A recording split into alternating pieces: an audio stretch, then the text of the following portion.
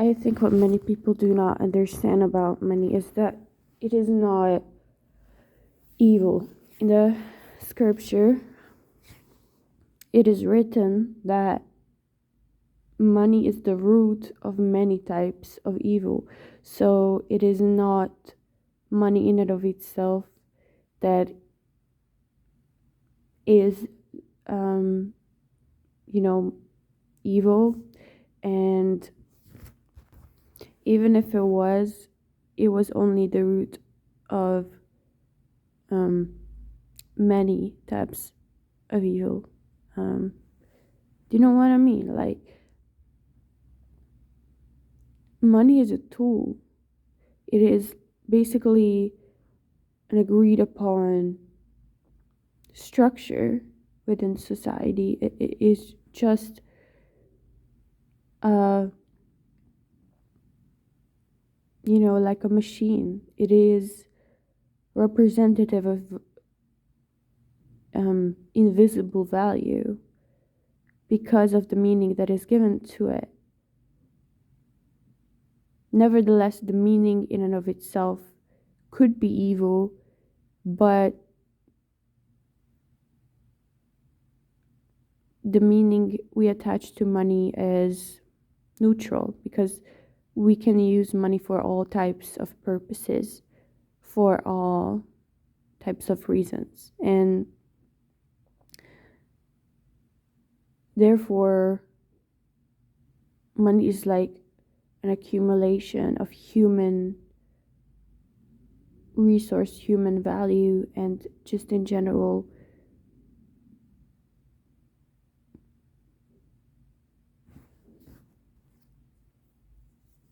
vibrational currency, right?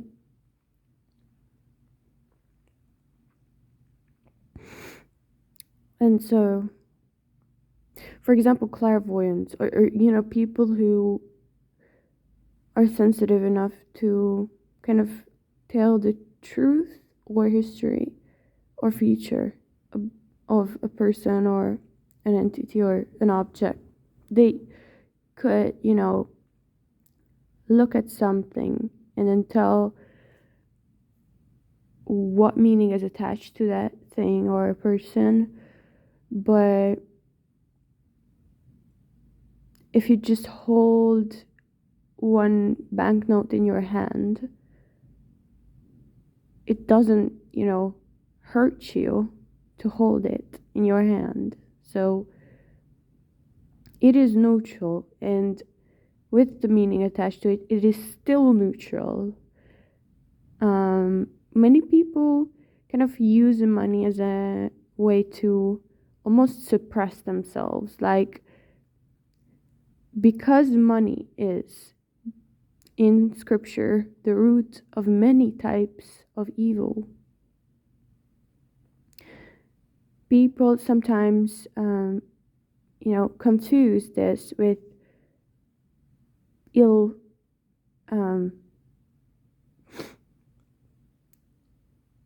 ways of using money. For example, they think that just because they have money, they cannot be good or not evil. But again, the thing is, how you use money is what makes the difference. Money only emphasizes and amplifies who you are. So the more money you have, basically the more of yourself you have. And it is because of influence. And the more influence you have in this world, the more money you tend to have. So it is not that influence is, invisible, unimaginable for you, because it becomes visible upon you meeting people who are children of God, And when you meet them and it turns out you've been having an influence on them, they will reflect you back to you. But the truth is that they also come as whole persons. So they also reflect something that is not you, right?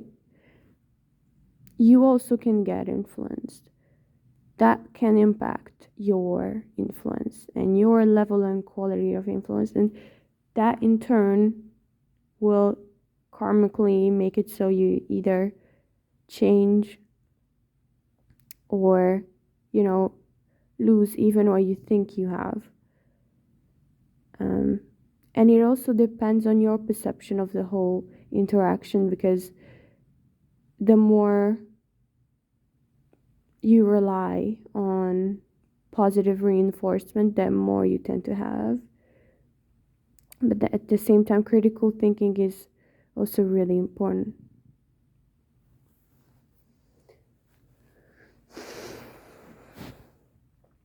One thing I miss about living in communities in individualist capitalism in the West is a lack of personalization of so many things.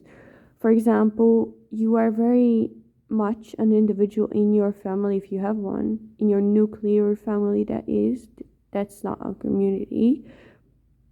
But anywhere else you go, you are a stranger basically. So how you present yourself directly influences how people treat you. And the younger you are, though, the more people may confuse any energy that you take on from your environment directly as something that you actually are, which you may just have the potential to be, you know? So, this is why kindness is so important today, and just in general, gratitude.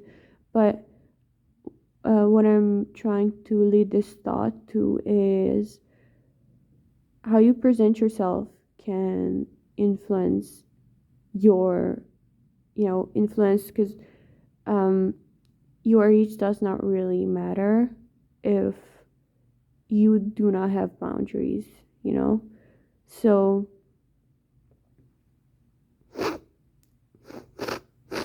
one thing about this money is evil type of lie is that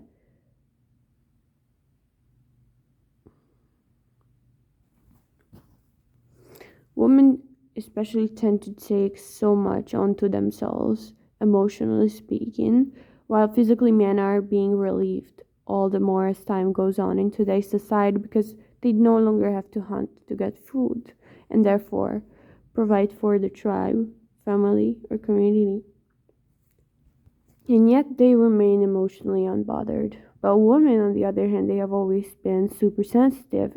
And while the world of men made by men remains harder, women's need to expose themselves to purity and nature and clarity, anything untouched and anything associated with purity, organization like structure and security in general, predictability, certainty, even if this certainty comes from a sense of uncertainty, ironically, but without a level of addiction, somehow does not cease to be women's needs. So, because of this fact, because women are very receptive to all types of both stresses and influences, women tend to be consumers in a similar quantity as men, but they are different types of consumers. Women, even when they use money, when they spend it, when they get it, they look at it differently, because they are different from it. I cannot emphasize this enough, and I will keep emphasizing that women are not small men. But this is not to say that women are greater than men in any way. They're just not small men, So if a woman has the root or core belief that money is evil, for example, or limiting beliefs like it doesn't grow on trees, things like that, she will probably just end up kind of confused as to why she is even where she is, and then she will sabotage herself in order to kind of protect herself. But in today's world, money is almost as necessary as, like, getting dressed. Like, having money is as important if you want to just leave the house, even as getting dressed. So because we live in a society where everyone has to, like, most of us in the West have to individually earn our own living, not relying on other external sources from our community, family, or anyone who we are friends or even in a romantic relationship with necessarily.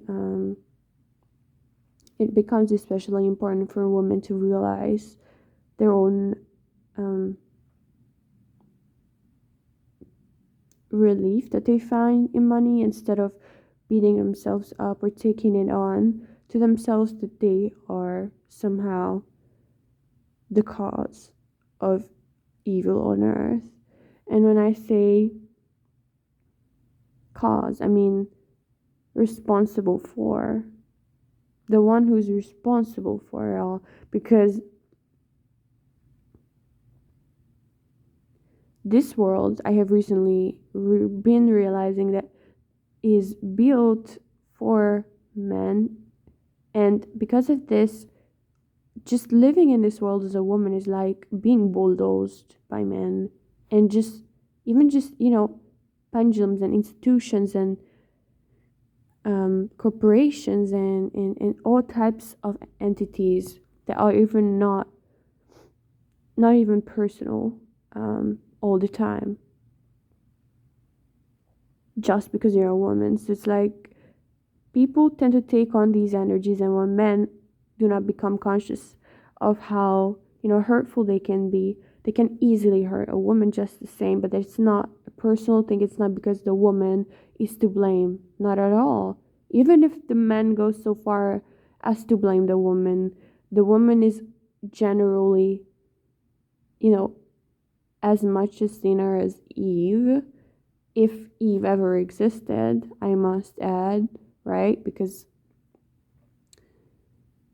who believes that Eve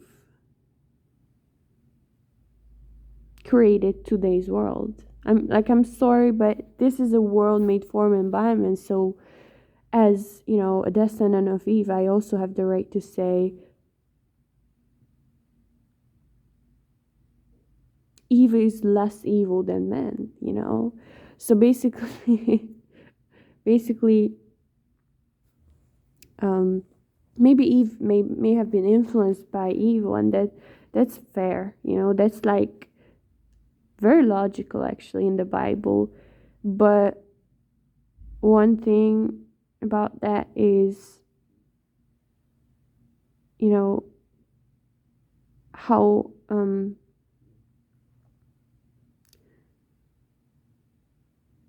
like that gets overlooked, like that respect of a woman. It's that she's super receptive like most of the time. And so basically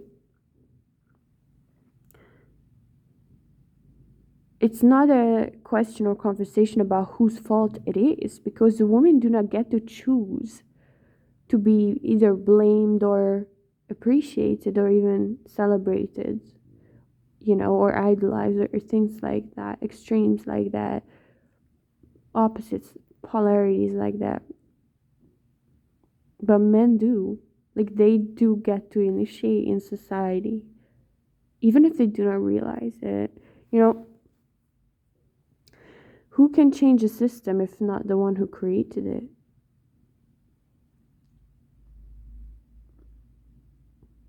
I know this is a tough question because mothers also have indescribable power in the creation of a society or species of art, but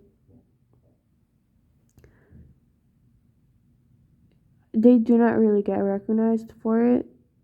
That's just a side note. And while mothers have all this power and influence, it's like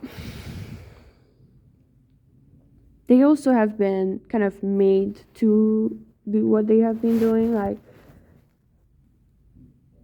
for example, my mother, I will probably never talk about her on this channel because it's just a disgrace to the channel. But my mother, no, sorry, like I literally am not sorry. I literally think that, like, you do not know my mother, and I'm glad that you do not. Anyway, everything I've ever disliked about my mother's behavior probably came from the fact that I have been suppressing about my father in order to sustain my livelihood, or my life, because my father, after all, is the initiator of the family. He's also been, kind of getting my mother to give him children in toxic ways. So it wasn't like a clear, my mom told my dad, I want children, and they have that. It was definitely not a conversation where they wore their hearts on their sleeves.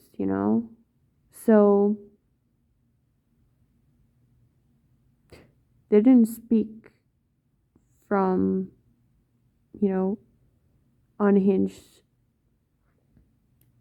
lack of censorship, if you know what I mean.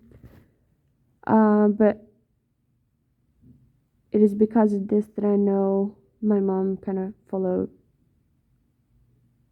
through with whatever she was kind of made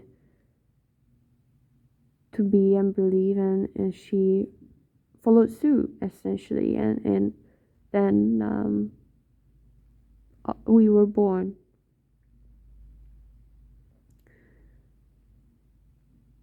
So money is pure. Money is an energetic currency due to the meaning attached to it, as well as a physical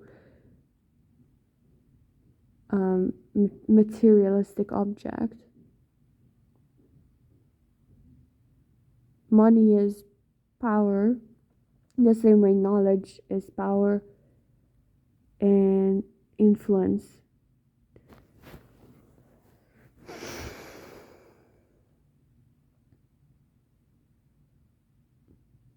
Money is diversity, but it also amplifies who you are. Historically, the root of many types of evil, a tool of exchange,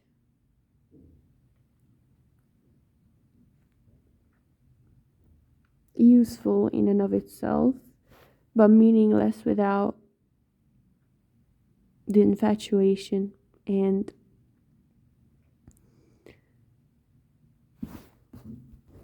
associations attached to it,